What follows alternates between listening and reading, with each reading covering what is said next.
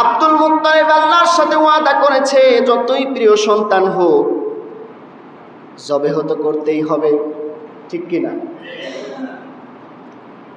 কিন্তু আব্দুল্লাহর জবেহ হয়ে গেলে, কুরবানি হয়ে গেলে তার ওরস থেকে শেষ নবীর আগমন ঘটবে কিভাবে?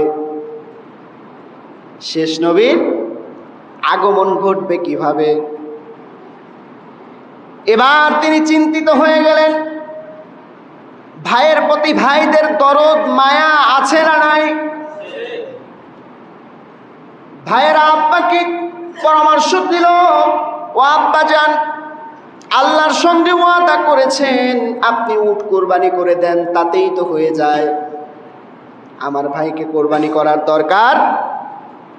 তিনি চিন্তিত হলেন, পরামর্শটা যদিও ভালো, এবার তিনি লটারি করবেন চিন্তা করলেন, কিভাবে করা যায়, কি সিদ্ধান্ত নেওয়া যায়। নিজে নিজে তো কিছু করা যায় না। তৎকালীন সময়ে আসমানি কিতাবের একজন পণ্ডিতের কাছে গেলেন।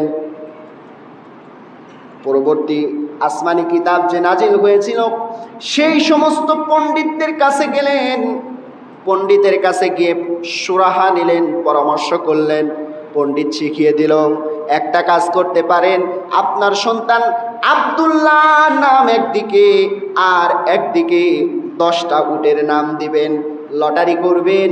যদি লটারিতে 10টা উটের নাম উঠে যায় তাহলে আপনি উট কোরবানি করে দিবেন, আর যদি আব্দুল্লাহর নাম উঠে যায় আরো 10টা বৃদ্ধি করে আবার লটারি করবেন। সুবহানাল্লাহ বলেন।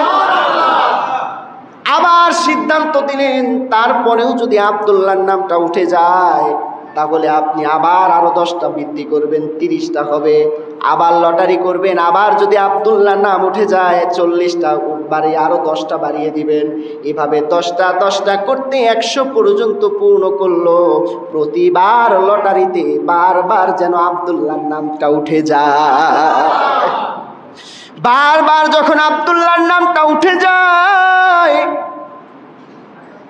লক্ষ্য করেন প্রিয় বাবাজিরা, প্রিয় ভাইয়ারা, এভাবে করে 10 করে 100টা উট যখন পূর্ণ হয়ে গেল, 100 উট পূর্ণ হওয়ার সঙ্গে সঙ্গে 10 নাম্বার যখন লটারি করেছে, সঙ্গে সঙ্গে 100 উটের নাম উঠে গিয়েছে, 100 উট জবেহ করে দিয়েছে। এভাবে করে 100 উট জবেহ করে দেওয়া হলো। 100 উট জবেহ করে মক্কার আশেপাশের সকলকে মেহমানদারি করানো হলো। সিদ্ধান্ত যখন শেষ হয়ে গেল, ওয়াদা পূর্ণ হয়ে গেল, এরপরে আব্দুল মুত্তালিব চিন্তা করলেন ছেলেকে, পুত্রকে এখন বিবাহ করানো দরকার। সংক্ষেপে আমি কথাগুলো আগায় নিয়ে যাচ্ছি। আব্দুল্লাহ অর্থাৎ নবীজি সাল্লাল্লাহু আলাইহি ওয়াসাল্লামের পিতাকে বিবাহ করালেন।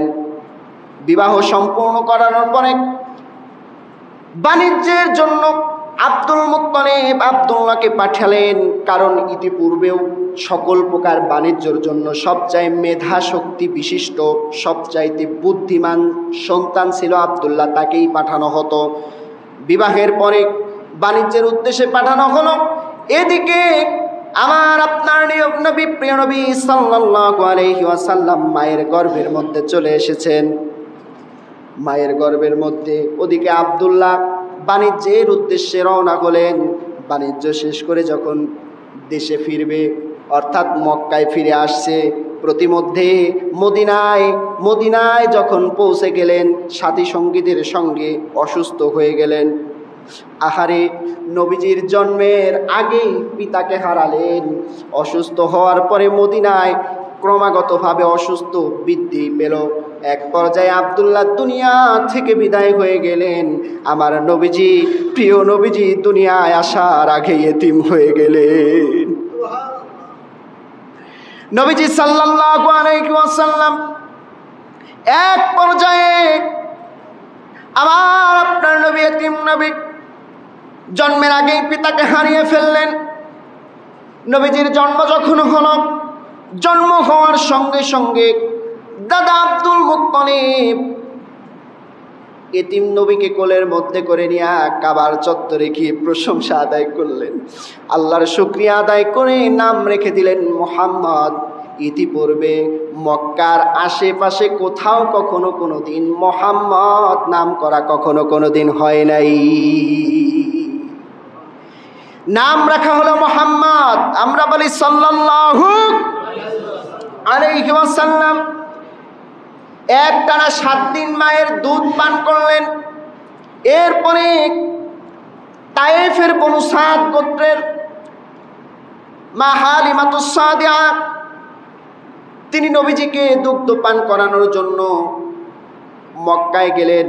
অর্থাৎ সেই সময় সেই জামানার একটা প্রথা ছিল, মক্কা ছিল শহর, নগর, নগরবাসীতে বিভিন্ন জায়গা থেকে মানুষ এসে একসঙ্গে যখন চাকরি অথবা বিজনেস বাণিজ্য করে, বিভিন্ন এলাকার মানুষ, যেমন করে আপনাদের গাজীপুরে বিভিন্ন জেলার মানুষ আছে না, বিভিন্ন জায়গার মানুষ যখন এখানে এসে বসবাস করে, বিভিন্ন জনের ভাষা তো বিভিন্ন রকমই হবে, ঠিক কিনা?